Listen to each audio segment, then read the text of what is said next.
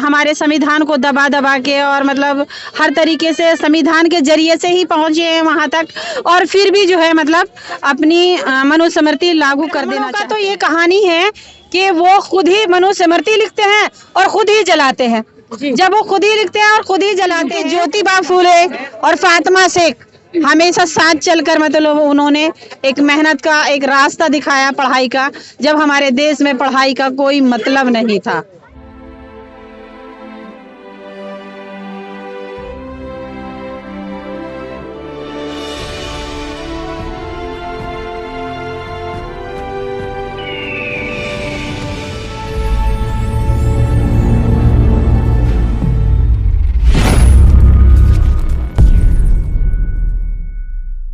जय भीम, नमो बुद्धाय। मैं सुमन बौद्ध और आप देख रहे हैं SB लाइव 85। जी हाँ, जैसा कि आपको पता है आज 6 दिसंबर है। 6 दिसंबर 1956 को बाबा साहेब का निधन हुआ था और आज मैं उस जगह पे हूँ जहाँ पे बाबा साहेब अंतिम सांस लिए थे और हमारे साथ बहुत सी महिलाएं हैं। मैं जानना चाहूंगी, जी मैम क्या नाम है आपका? मेरा नाम रेशमा इंडियन है। कहाँ से आए हैं? हम यूपी से आए हैं, नोएडा से। आज बाबा साहेब का महापरिनिर्वाण दिवस है। 6 दिसंबर को बाबा साहेब का महापरिनिर्वाण दिवस है। लोगों को, समाज को क्या संदेश देना चाहेंगे? ये संदेश देना चाहूंगी कि बाबा साहब ने जो काम किए वो बहुत अच्छे किए, लेकिन आज जो है वो बहुत चेतना का दिन है जी। हमारे लिए। हमारे यानी कि मैं तो ये कहती हूँ 85% के लिए यानी मूल निवासियों के लिए तो बहुत ही चेतना का दिन है। आज के दिन हमारे बाबा साहब भीमराव अंबेडकर को मतलब मरे नहीं, मारा गया जी। और बिल्कुल खुल्लम खुल्ला कह रही हूँ, कोई डर नहीं रही हूँ कि मतलब ये सच बात है कि मतलब बाबा साहब भीमराव अंबेडकर अभी और 10 साल जी जाते तो शायद ये मनवादी या तो यहाँ से देश छोड़ के भाग जाते या फिर ये बोलने के काबिल नहीं रह पाते। जो आज हमारे बच्चों को और हम सबको जो है एक हमारे संविधान को दबा दबा के और मतलब हर तरीके से संविधान के जरिए से ही पहुंचे हैं वहां तक, और फिर भी जो है मतलब अपनी मनुस्मृति लागू कर देना चाहते हैं। तो ये बड़ी दुख की बात है।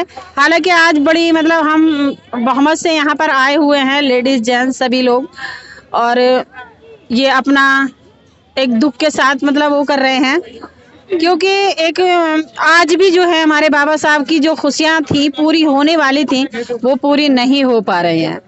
क्योंकि अभी MU में क्या हाल देख लो कि जय नहीं तो कह रही हूँ, जो JNU में दीवारों पे जो ब्राह्मण भारत छोड़ो, क्या कहेंगे? ये सच है कि ब्राह्मणों का तो ये कहानी है कि वो खुद ही मनुस्मृति लिखते हैं और खुद ही जलाते हैं। जब वो खुद ही लिखते हैं और खुद ही जलाते हैं और नाम दूसरों पर थोप देते हैं, वैसा ही उनका वो है। जय सिया राम के नारे वो खुद ही लगाते हैं, अल्लाह अकबर के नारे वो खुद ही लगाते हैं, और आपस में मतलब वो दूसरों को जो है एक आतंक दिखाते हैं कि मतलब ये लोग आतंक काट रहे हैं। तो ये तो हमारे देश में अब लोग क्या है जान चुके हैं और धर्म के रास्ते पे ज्यादा जा रहे हैं लोग। और धर्म जो है ये कह रहे हैं कि मतलब ये धर्म एक धर्म है, धर्म नहीं है। धर्म एक ऐसा रास्ता है जिसको पढ़े लिखे लोग अपनाना चाहते हैं, जिसे पढ़े लिखे लोग ही उस पर जाना चाहते हैं। अनपढ़ जो है, अंधविश्वास करने वाले लोग वहां नहीं जा सकते, ये बात है। और ये ब्राह्मण जो है हमारे देश में, अब इनको ये तकलीफ हो रही है कि जिनके हांडी और मतलब झाड़ू पीछे और हांडी आगे बंधी रहती थी, जो इनके रास्ते में चप्पल पहन के नहीं निकल पाते थे, वही लोग आज IAS, IPS, PCS और मंत्री तक बन चुके हैं। और ये बात उनको सहन नहीं हो रही है। तो कभी कॉलेज बंद कर दो, कभी ये काम खत्म कर दो, कभी इनकी ये चीज आरक्षण खत्म कर दो। अब ये आखिर ये है कि मतलब किसी भी हालत में ये वही जो पहले मनुस्मृति वाले वंचित मतलब परेशान लोग थे वो परेशान ही रहने चाहिए। आज उनको सलूट मारना पड़ता है, किसी के भी ऑफिस में जाते हैं तो सर जी कहना पड़ता है, और वो जिनके पुरखे उनकी नौकरियां कर करके और भूखे प्यासे मर गए।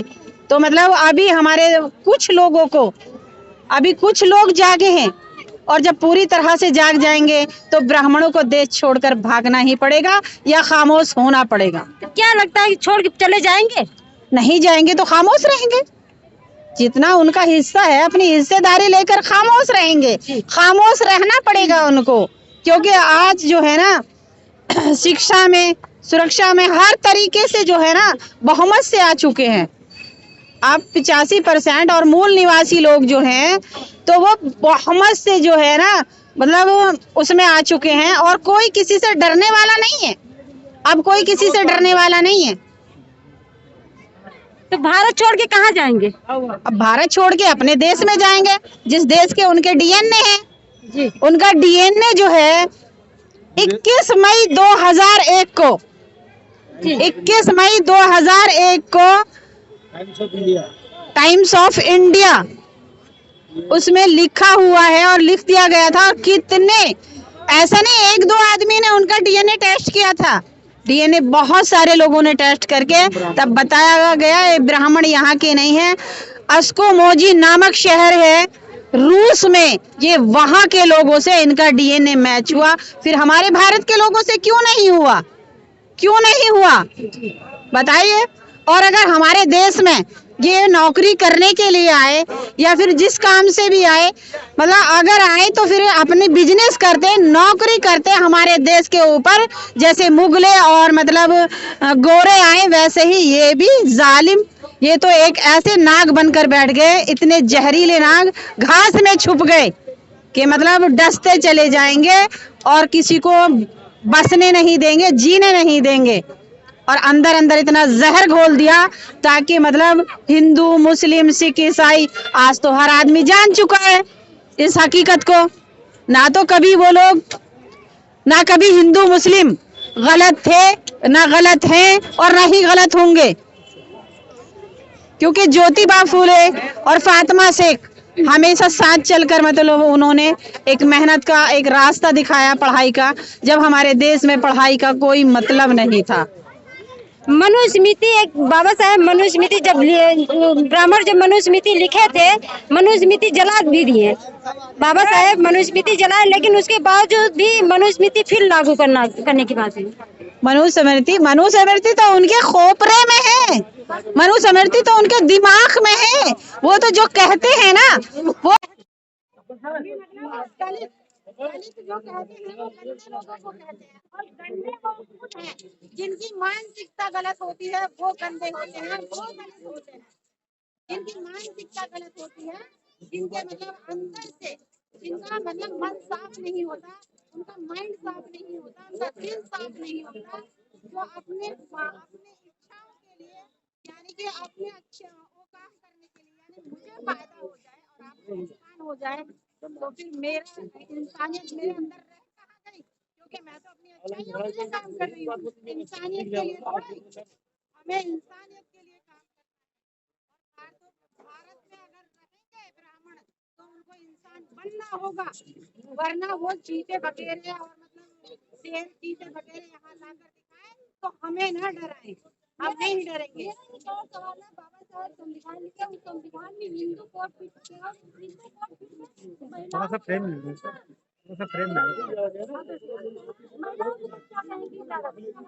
मैं महिलाओं से, अपनी बहन, अपनी माता बहनों से, तमाम से ये कहना चाहती हूँ कि अपनी बेटियों को ज्यादा से ज्यादा मतलब छूट दें पढ़ाई की, हर चीज की, उनको आईएएस बनाए, आईपीएस बनाए, पीसीएस बनाए, हर चीज में मतलब खेल के मैदान में उतारे। और बेटियों को जो है ना, मैंने अपनी 5 बेटियां मैदान में छोड़ दी, जिसको जो हर मैं पूरे भारत की औरतों से कहना चाहती हूँ कि जब तक हमें 50% आरक्षण नहीं मिलेगा तब तक कोई फायदा नहीं है, और हमें 50% आरक्षण खुद लेना पड़ेगा। आगे बढ़ हमें हिस्सेदारी जो लेनी है ना, वो हमें आगे बढ़ के लेनी पड़ेगी, वो हमें लड़के लेनी पड़ेगी। ऐसा नहीं कि मतलब हम उनसे लाठी डंडों से लड़ेंगे या मतलब उससे लड़ेंगे, हम तो कलम की लड़ाई से लड़ सकते हैं। हमारे बाबा साहब दे गए ना कलम की लड़ाई से लड़ो जो मतलब खुद ब खुद डर जाएगा।